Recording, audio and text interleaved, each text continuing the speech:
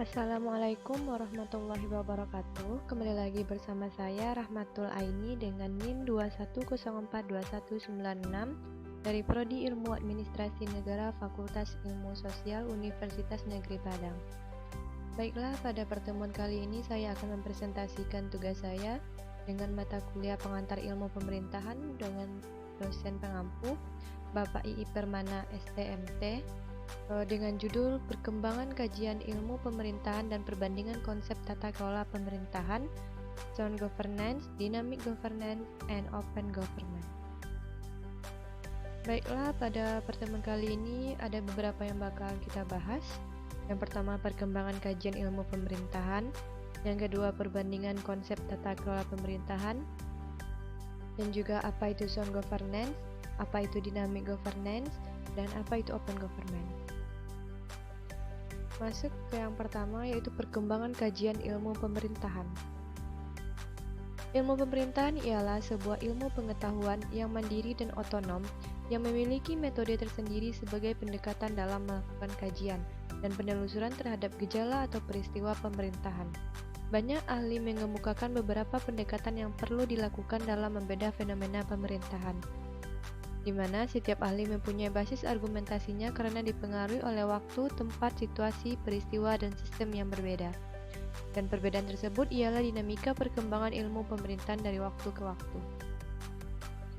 Pada tahap awal, studi politik dan pemerintahan mencurahkan pada kajian negara atau lembaga politik formal atau government yang diakui dalam konstitusi, di mana periode ini fokus pada mendefinisikan lembaga-lembaga pemerintahan.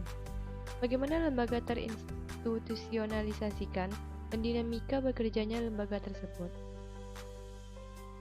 Pada perkembangannya, cakupan studi politik dan pemerintahan mengalami perluasan, di mana kekuasaan menjadi objek utama. Perkembangan ini ditandai dengan lahirnya konsep-konsep demokrasi modern dan maraknya kajian-kajian tentang civil society. Perluasan cakupan studi berlanjut dan periode awal 1990-an menjadi saksi diwacanakannya konsep governance menurut Pierre and Peters tahun 2001. Governance mendefinisikan 3 ranah penting yang harus diperhatikan. Yang pertama, negara, masyarakat, dan pasar, di mana secara objektif, sekarang governance menjadi wacana dominan dalam kajian ilmu politik dan pemerintahan. Governance dan studi pemerintahan. Governance sebagai segala bentuk relasi kekuasaan yang bersinggungan dengan persoalan urusan publik. Dengan demikian, governance ditempatkan sebagai arena di mana relasi kekuasaan itu terjadi di masing-masing arena, yaitu negara, pasar, dan masyarakat. Dan bagaimana relasi ketiganya terjadi di dalam kontestasi urusan publik. Istilah governance berbeda dengan government, mulai dipopulerkan secara efektif oleh Bank Dunia sejak tahun 1989, di mana mendefinisikan governance sebagai exercise of political power to manage nation. Governance dalam studi pemerintahan dimaknai sebagai arena berlangsung relasi kuasa yang berkaitan dengan publik selama 15 tahun terakhir dan telah menjadi wacana dominan. Kritik atas pendekatan governance. Sejumlah kritik ditujukan ke konsep governance, di mana konsep tersebut mendefinisikan secara tegas akan pemisahan ranah negara, pasar, dan masyarakat. Kritik terhadap governance berintikan pada bagaimana membangun relasi kuasa yang seimbang di antara ketiga ranah tersebut, terutama berkaitan dengan urusan publik. Kritik terhadap governance yang mendefinisikan ranah melahirkan variasi konsep yang diantaranya adalah network governance, New Regulatory State, and Community Governance.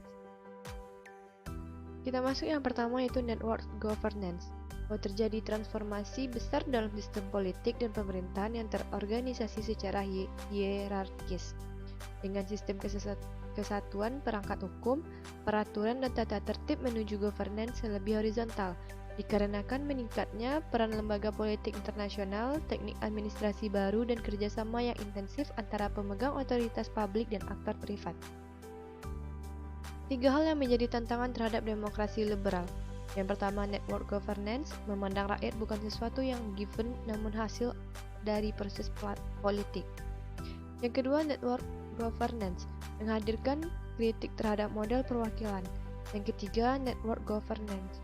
Memandang administrasi tidak harus apolitis karena justru administrasi memiliki pengaruh besar. Lanjut yang kedua, New Regulatory State. New Regulatory State fokus pada outcomes atau produk kebijakan yang dihasilkan oleh negara, di mana secara khusus menjelaskan dua model dalam pembuatan kebijakan. Model atributif menekankan transformasi kapasitas proses pembuatan kebijakan yang efisien yang melibatkan aktor-aktor governance termasuk yang berada di luar batas negara. Model relasional melihat bagaimana governance meningkatkan kapasitasnya sebagai respon terhadap keniscayaan interaksi dengan aktor global. Yang ketiga, community governance. Ialah untuk memperkuat kapasitas pemerintahan dan masyarakat pada aras lokal. Melalui pemberdayaan pemerintahan yang partisipatif, bisa didorong dengan cara meningkatkan kapasitas partisipasi dari masyarakat dalam proses polisi, dan meningkatkan akuntabilitas dan transparansi dari sisi pemerintahan. Ada 3 perspektif community governance yang diidentifikasikan. Yang pertama municipalist, yang kedua network, dan citizen. Pembagian ranah. Yang pertama negara, ialah proses pemerintahan dalam ranah. Yang kedua, politik kepartaian dan perwakilan, ialah proses pemerintahan dalam ranah political society. Yang ketiga, masyarakat, ialah proses pemerintahan dalam ranah masyarakat. Perbandingan konsep tata kelola pemerintahan. Ada sound governance, dynamic governance, dan open government. Konsep tata kelola pemerintah dari waktu ke waktu terus mengalami perkembangan sesuai dengan dinamisme perubahan zaman yang terus berkembang. Perbandingan tata kelola itu menyiratkan pemikiran lebih kepada praktisi untuk memunculkan konsep yang lebih baik dari konsep tata kelola pemerintah yang telah ada, walaupun masing-masing pendekatan memiliki konsekuensi positif dan negatif. Masuk ke yang pertama, yaitu sound governance. Sound governance ialah menekankan tata kelola yang terintegrasi dengan dunia internasional. Konsep ini muncul akibat banyaknya kritikan dari negara yang berkembang yang menganggap governance adalah sebuah konsep kapitalisme negara maju atau negara donor. Banyak negara saat ini memperhatikan permintaan informasi, teknologi, dan keterampilan kolektif secara global, di mana permintaan itu tercermin dalam beberapa kasus seperti korupsi. Nah, untuk mengatasi beberapa kasus itu diperlukan kerjasama antara negara sebagai pencegahan. Namun, kerjasama itu tidak mengintervensi kedaulatan dan sistem negara masing-masing, juga mencakup fitur normatif, teknis, dan rasional dari tata kelola pemerintahan yang baik. Yang kedua, dynamic governance. Ialah menekankan pada adaptasi tata kelola pemerintahan terhadap perubahan lingkungan, kebiasaan buruk yang selalu diperlihatkan terutama pemerintah daerah, seperti pengangkatan seorang aparatur birokrasi atau posisi untuk menduduki jabatan. Sering terjadi praktik jual beli, menempatkan seseorang pimpinan atas dasar paternalistik sebagai imbalan dukungan politik dan bukan berdasarkan kompetensi seseorang atau merit system. Hal ini telah diantisipasi oleh pemerintah dengan mengeluarkan kebijakan tentang manajemen aparatur sipil negara dan rekrutmen aparatur sipil negara dengan cara yang lebih modern, transparansi, dan open recruitment. Nah, yang ketiga ialah open government. Ialah salah satu pilar dari open government ialah transparansi. Meskipun transparansi sering disebut sebagai keuntungan dari open government. Open government juga belum tentu menghasilkan transparansi.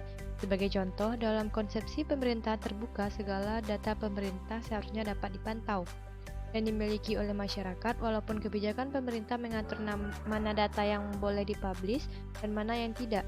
Namun, yang sering terjadi oknum pemerintah dengan sadar atau tidak menghalangi masyarakat untuk memiliki data tersebut. Prinsip transparansi menjadi gugur ketika data pemerintah tidak dapat diperoleh dengan mudah dan digunakan oleh publik. Adapun kelemahan dan kekuatan konsep tata kelola pemerintahan.